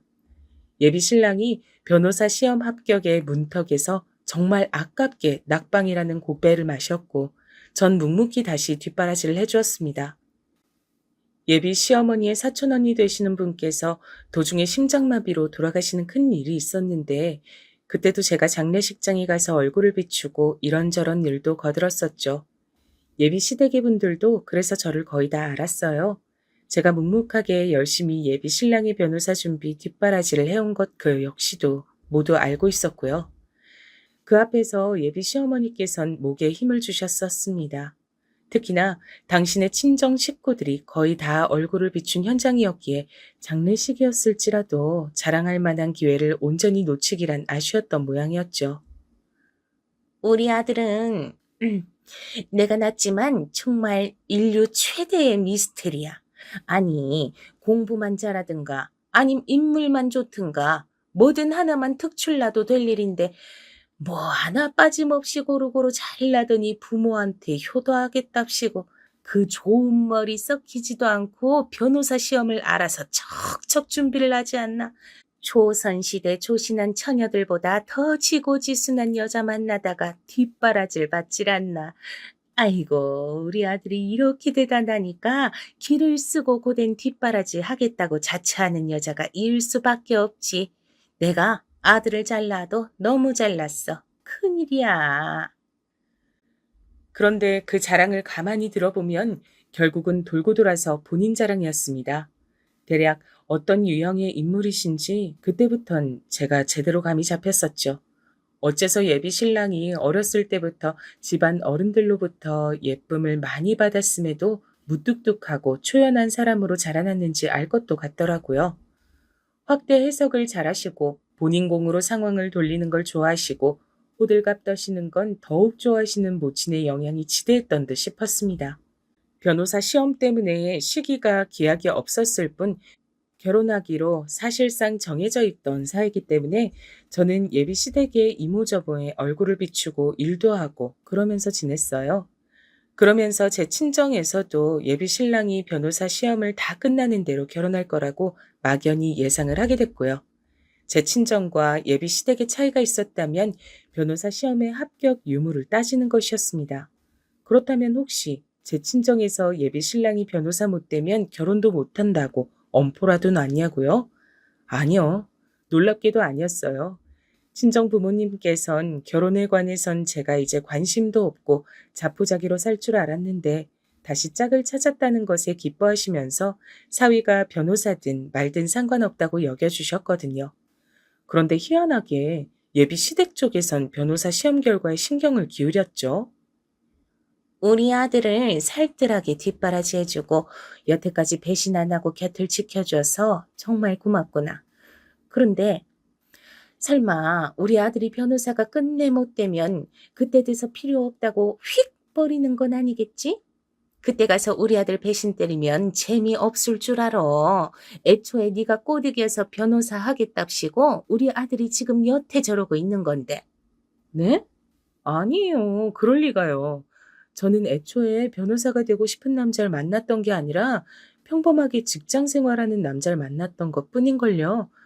자기의 오랜 꿈을 향해 도전하는 모습이 좋을 뿐이에요. 만약에 변호사가 못 된다고 하더라도 제 마음이 식진 않을 거예요. 상관없는 얘기니까요. 그러니? 네가 생각 외로 정신머리가 똑바로 박혀있네. 부디 지금 그 말이 입 바른 소리만이 아니었길 바라마. 근데 너 돈 좀 있니?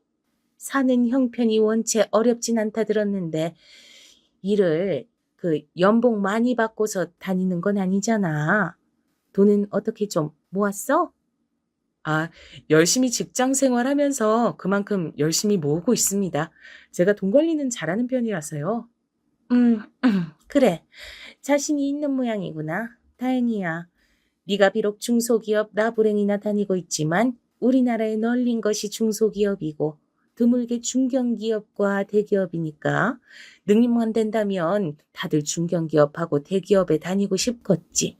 하지만 능력이 받쳐주는 사람은 내가 너무 잘 낳아놓은 우리 아들 정도로 무척 드문 경우니까 나는 그런 사실을 잘 아는 유식한 사람으로서 너를 후하게 평가 중이야. 나처럼 생각이 깊고 개념이 상당하게 갖춰진 시어머니를 만나게 된 걸 넌 아주 행운이라 생각해야 된다. 예비 시어머니의 화법은 제가 이제 꽤 들어봤고 적응도 다 마친 상태였기에 별로 진지하게 생각하진 않았습니다. 듣는 사람의 얼이 빠지는 말씀을 아무리 하셔도 전 그저 아, 저분이 자아도취를 또 하셨구나 이렇게 생각하고 말았죠. 제가 하도 수더분한 반응만 보이니까 나중이 되어서는 예비 시어머니께서도 제 앞에서 별다른 말씀을 안 하기 시작하셨던 것 같아요. 그래서 저는 설마 그분이 시간이 지나 제 속을 뒤집어 놓으실 줄은 몰랐습니다. 속 뒤집어지는 그때가 되기 이전에 제가 예비 시댁의 또 다른 인물과 엮인 것이 먼저였죠. 예비 신랑은 외동이 아니었거든요. 그 여동생, 저에겐 예비 시누이 되는 인물이었습니다. 아주 골 때리는 사람이었어요. 남매가 성향이 아주 달랐죠. 예비 신랑이 현실주의자라면 예비 시누이는 이상주의자였습니다. 에이씨, 항공사들이 죄다 눈이 삐었나? 왜 자꾸 나를 승무원 채용해서 불합격시키는 거야? 이젠 지원할 항공사도 아예 남아있질 않은데. 아, 안 되겠다. 옷 파는 쇼핑몰에서 모델이나 하면서 경력부터 쌓아야지. 언니 생각은 어떠세요? 제가 쇼핑몰 모델하면 그 경력이 승무원 지원하는 데 도움 되겠죠? 글쎄요. 그게 그렇게 연관이 있는지는 제가 잘 모르겠어요. 그쪽에 문외한이라서요. 하긴 그 나이 되도록 언닌 중소만 전전하면서 일이나 해오셨죠. 뭘 아시겠나 싶네요. 근데요, 쇼핑몰 모델하다가 연예인으로 빠지는 건 어떻게 생각하세요? 가능성 있겠죠? 어떻게 생각하긴 뭘 어떻게 생각합니까? 문외한이라고 대답을 했는데도 막무가내였죠. 예비 시누이는 이런 성격이었어요. 말을 할 때 뇌를 거치고 말을 해야 하는데 입에서 그냥 막 뱉었어요. 신체 조건도 괜찮고 얼굴도 제법 예쁘장했는데 왜 자꾸 승무원 시험에 떨어지는지 알 것 같더라고요.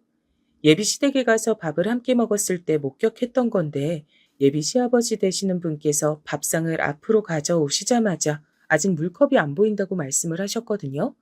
물컵 좀 놓으라고 그렇게 말씀을 하셨다면 그 의미가 뭐겠어요? 여러분이 만약 이 상황에서 그 요청을 받은 예비 시누이가 되셨다고 가정해보면 어떻게 행동하셨을 건가요? 당연히 컵에 물을 받아서 가져다 드리지 않겠어요. 하지만 예비 시누이는 컵만 가져왔습니다. 물컵만 갖다 드리고는 짜증을 내시는 본인의 부친을 향해 물 떠다 달란 요청은 따로 없었잖아요. 라고 받아치더군요. 이런 판국인데 무슨 승무원을 하겠나요? 혹시 순수 악이라고 들어보셨어요? 어린아이들은 아기가 없기 때문에 순수한 마음으로 나쁜 짓을 할 때가 있다고 해요. 이런 게 순수 악이라고 하던데 예비 시누이가 딱 그랬습니다. 그리고 이런 인물에게 저는 제 과거를 털어놓는 실수를 저지르고 말았죠. 딱히 아기가 없고 말을 막 할 뿐이라는 걸 알고 나자 예비 시누이가 꽤 괜찮은 사람으로 느껴져서 어느 날 예비 시댁 근처의 카페에서 따로 커피를 마시게 됐을 때 이런저런 대화를 나누다가 제 과거를 궁금해하는 예비 시누에게 말을 해버렸던 거예요. 결혼 전적, 유산 이야기 이런 걸 말이에요. 그때 굳이 왜 예비 시댁을 갔었는가 하면 예비 신랑이 변호사 시험을 다시 친 직후였기 때문입니다. 예비 신랑은 합격을 예감하며 표정이 밝았고 모두가 좋은 시간을 보냈었죠. 당연히 저는 결혼을 머릿속에 바로 그리게 됐고요. 이제 한 가족이나 다름없는 예비 시누이가 가슴 아프단 표정으로 제 이야기를 들어줬을 때까진 문제가 없었습니다.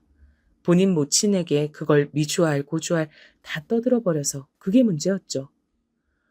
우리 딸한테 다 들었어. 참나. 뭐? 한 번 다녀왔다고? 게다가 애가 들어섰던 몸이라고? 이런 어처구니 없는 경우를 다 봤나. 우리 집안을 얼마나 우습고 만만하게 봤으면. 아니에요. 절대로 그렇게 본 적 없어요. 굳이 과거를 말씀드릴 이유가 없었고 밝힐 시기를 못 잡았을 뿐이에요. 정말입니다. 그리고 저희 두 사람은 서로에 대한 모든 이야기를 다 나눈 이후에 교제를 시작했었어요. 적어도 서로를 기만한 적은 없었으니 마음 풀어주세요. 저는 제가 말을 그렇게 조리 있고 차분하게 할 줄 아는 사람인 줄 몰랐네요. 예비 신랑을 만나면서부터 제가 계속 빠른 변화를 해온 것 같았어요. 변호사 될 남자를 만나느라 그랬나 봐요. 제가 정중하게 말씀을 드리자 예비 시어머니께선 씩씩거리면서도 화를 꾹 참으셨고 몇 달 후 예비 신랑은 당당하게 변호사가 됐습니다. 모든 게 다 잘 되어가는 줄로만 알았어요. 하지만 예비 신랑이 변호사가 되고 나자마자 예비 시어머니께선 거품 물고 발작을 해대시며 절 반대하기 시작하셨습니다. 우리 아들이 무려 변호사인데, 사자 중에 사자, 변호사인데, 중소기업 나부랭이 다니는 보잘것없는 여자와 결혼을 시킬 순 없지. 고작 이딴 며느리 보려고 내가 우리 아들 변호사 만든 줄 알아? 농담 아니라 진짜 눈까지 뒤집고 반대를 하셨어요. 중소기업 안 나쁘게 본다고 하셨을 땐 언제고 어이가 없었네요. 게다가 제가 다 뒷바라지 했는데 갑자기 황당한 생색을 내시다니요. 말도 안 될 일이었죠. 하지만 자기 모친이 울고불고 난리를 치는 모습에 예비 신랑도 선뜻 모진 말씀은 못 드리고 한숨만 쉬는 형국이었습니다. 저는 예비 시어머니께 양심이 있으시다면 저의 지난 수고를 봐서라도 결혼시켜 주시는 게 맞다고 말씀을 드렸어요. 그랬더니 돌아온 소리가 내가 솔직히 말하마. 변호사 됐다고 해서 갑자기 땅에서 돈이 솟아나니? 하루아침에 돈벼락이라도 떨어져? 앞으로 잘 풀릴 미래를 보고 사는 것이고 당장에 돈이 생겨나는 건 아닌데 어떻게 너 같은 것하고 결혼을 시키겠어? 우리 아들이 돈을 왕창 잘 벌기 전까지 멋들어지게 받쳐줄 돈 많은 며느리를 들이는 게 당연한 선택인 거야. 이제 변호사가 됐으니 잘 사는 집 아가씨들도 줄을 설 거다.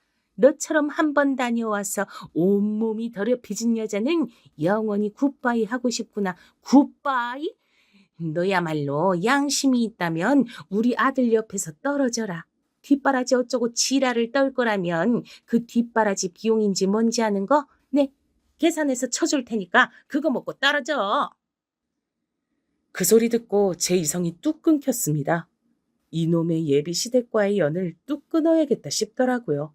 그래서 박장대소를 실컷 해줬죠. 제가 갑자기 막 웃으니까 그분이 의아하게 쳐다봤습니다. 상심에 미쳐버린 거냐고 저한테 물으시길래 웃으며 대답을 해드렸죠. 변호사 될 아들의 제목도 못 알아보셨던 동태 눈깔 주제에 말은 청산유수로 하시는 게 너무 신기하고 재밌어서 좀 웃었습니다. 저 그냥 중소기업 나부랭이 다니는 건 아니에요. 연매출 300억 정도 나와서 아주 쏠쏠한 곳이거든요. 말하는 꼬라지 학원. 이제야 본색을 드러내는구나. 네가 계산이 안 되는 모양인데 거기가 연매출이 30억이든 300억이든 네 월급은 최대로 받아봤자 300만 원인데 대관절 무슨 소용이란 말이니. 대감집 노비가 자기가 양반인 줄 아는 모양이야. 저 노비 아니고 양반 맞는데요. 가만 보니까 제가 여태 말씀을 안 드렸네요. 회사가 부모님 회사예요. 대표가 저희 아버지시고요. 저는 낙하산으로 들어왔습니다. 머리 똑똑한 친언니가 있어서 앞으로 회사 망할 일 절대로 없고요. 저는 앞으로 낙하산 타고 쭉쭉 올라갈 예정이에요. 모르긴 몰라도 변호사로 대성하는 것보다 제가 낙하산 타고 올라가는 게 훨씬 더 돈이 보이는 길일걸요? 뭐라고? 그게 다 무슨 소리야? 부모님 회사? 그럼 네가 다름 아닌 부잣집 아가씨였어? 에이, 아가씨라뇨. 한 번 다녀와서 온몸이 더럽혀진 사람한테 아가씨라고 해주실 필요 없어요. 그리고 앞으로 저랑 이렇게 대화 나누실 일도 없을 겁니다. 아줌마. 사람이 너무 큰 충격을 받으면 얼굴에 핏기가 싹 가신다는 걸 저는 그날 그분의 낯빛을 보며 깨달았죠. 거의 기절하시기 일보 직전이었고 다리에 힘이 풀리신 뒤론 제 바짓가랑이를 붙잡고 매달리셨어요. 횡설수설 잔뜩 하시면서 저에게 그간 실언을 했다고 막 그러셨는데 하나도 안 와닿았어요. 냉정하게 뿌리쳤죠. 예비 신랑에겐 다 얘기를 해줬고요. 그러고 양손 선택지를 내밀었습니다. 우리 변호사 나리께서 딱 선택해 주셔야겠어. 왼손은 나, 오른손은 네 엄마. 하나만 고르고 다른 손은 2번 다시 거들떠보지 않게. 지금 선택해. 변호사가 된 이후로 기뻐 날뛰던 예비 신랑은 자기 모친과 저의 예상치 못한 마찰 때문에 피골이 상접한 모습이었죠. 내밀어진 제 양손을 보며 고심하던 예비 신랑이 한쪽을 골랐습니다. 나 왼손잡이잖아. 근데 어떻게 왼손을 외면하냐? 모두가 오른손을 쓸 때 당당하게 왼손을 쓰는 남자. 그게 바로 나야. 저라는 선택지가 오른손이었다면 어떻게 나왔을지 궁금해지는 답변이었습니다. 아무튼 그 대답을 듣고 안심하는 제 자신을 느끼며 제가 이 남자를 무척 사랑하고 있다는 사실을 재차 깨달았죠. 저희는 결혼에 꼴이 냈습니다. 아들이 장가를 잘 갔는데도 기뻐하지 못하고 완전히 소외된 채 울부짖은 한 분이 계셨고요. 아니야. 내가 아들 며느리한테 외면받고 사는 사람일 리가 없어. 이렇게 볼품없이 초라한 게 나을 리가 없다고. 이렇게 되면 주변에다가 자랑을 못하잖아. 자랑을 못하다 뿐이야. 온갖 수군거림을 다 듣는 신세가 됐는데 나 이제 앞으로 어떻게 살라는 거야? 부잣집 며느리, 변호사 아들 이걸 내가 왜 전부 놓치고 살아야 하는 건지 나는 당체 이해가 안 돼, 이해가. 대성통곡을 꽤 오래 이어가셨지만 저는 들은 척도 안 했습니다. 예비 신랑, 아니 제 신랑도 마찬가지였고요. 집안에 변호사가 들어와서 든든하다며 친정 부모님께선 쌍수를 들고 환영하셨죠. 친정 언니 또한 회사를 운영하는 집안인 만큼 변호사가 있다는 것만큼은 좋은 게 없다며 저에게 결혼 잘했다고 얼마나 칭찬을 해줬는지 몰라요. 그리고 제 신랑은 자기 처가한테 최고로 사랑받는 인물이 되었답니다.